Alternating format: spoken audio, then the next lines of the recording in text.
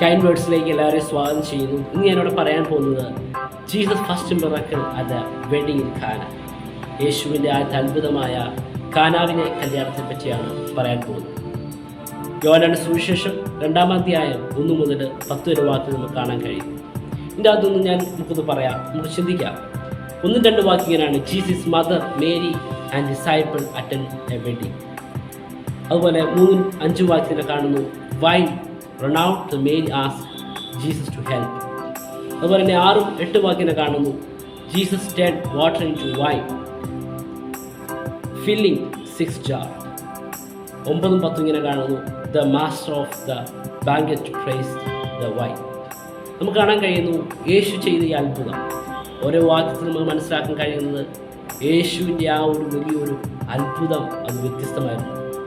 ആർക്കും പോലും ചെയ്യാൻ കഴിയാത്തതാണ് യേശു ആ കാനാവിലെ കല്യാണത്തിൽ അത്ഭുതം ചെയ്യുവാനിടയായി. പച്ചവെള്ളം വീഞ്ഞാക്കുവാനിടയായി.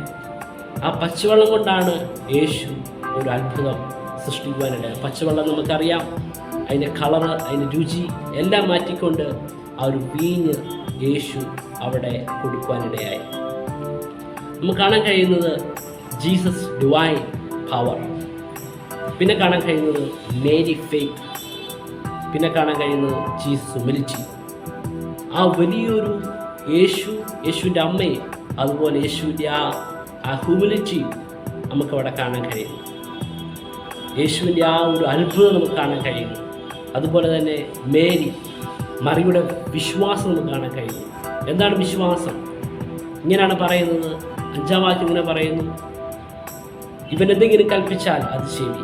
ആ വലിയൊരു വിശ്വാസമാണ് ആ ശിഷ്യന്മാർക്ക് പകർന്നു നിൽക്കാനിടയായത്. പിന്നെ കാണാൻ കഴിയുന്ന യേശുവിൻ്റെ ഹ്യൂമിലിറ്റി, താഴ്മ. എന്താണ് താഴ്മ?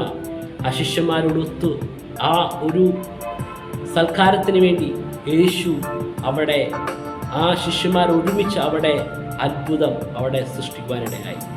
യേശു പറഞ്ഞു, ആ കൽപാത്രം കൊണ്ട് ആ വെള്ളത്തിൽ ആ വെള്ളം നിറയ്ക്കുക. 6 കൽപാത്രം കൊണ്ടുവന്ന് ആ കൽപാത്രത്തിൽ നിറയ്ക്കുക എന്ന് പറഞ്ഞു. അതിനുശേഷമാണ് വിരുന്നുവാഴി കൊടുക്കാനിടയായത്. നമ്മുടെ ജീവിതത്തിൽ ഒന്നുമില്ലായ്മയെ യേശു അത്ഭുതം സൃഷ്ടിക്കുവാനിടയായി. ഞാൻ പറയുന്നു, നിങ്ങളുടെ ജീവിതത്തിൽ നിങ്ങളുടെ ഏത് മേഖലയാണ് നിങ്ങളുടെ ശൂന്യമായി കിടക്കുന്നത്, ഉള്ളത് നിങ്ങൾക്കില്ലാതായി തീർന്നത്, അതിനെ കെട്ടിപ്പണിയുവാൻ കഴിയുന്ന ഒരു ദൈവമാണ് നമ്മുടെ യഹോവ. ആ യേശു നമുക്ക് വേണ്ടി വിടുതൽ ചെയ്യും. ആ യേശു നമുക്ക് വേണ്ടി ആ കാനാവിലെ കല്യാണത്തിനെ പച്ചവെള്ളം വീഞ്ഞാക്കിയെങ്കിൽ നമ്മുടെ ജീവിതത്തിൻ്റെ ഏത് മേഖലയാണ്, ഏത് ശൂന്യാവസ്ഥയാണ്, ഒന്നും ചിന്തിക്കാൻ കഴിയാത്തതാണ്, പക്ഷേ യേശുവിനെ കരങ്ങളിലേക്ക് ഏൽപ്പിക്കുമെങ്കിൽ അതിനെ മാറ്റുവാൻ കഴിവുള്ളവനാണ്. ഇത് നമ്മൾ അനുഗ്രഹിക്കട്ടെ. Thank you. God bless you all. Thank you.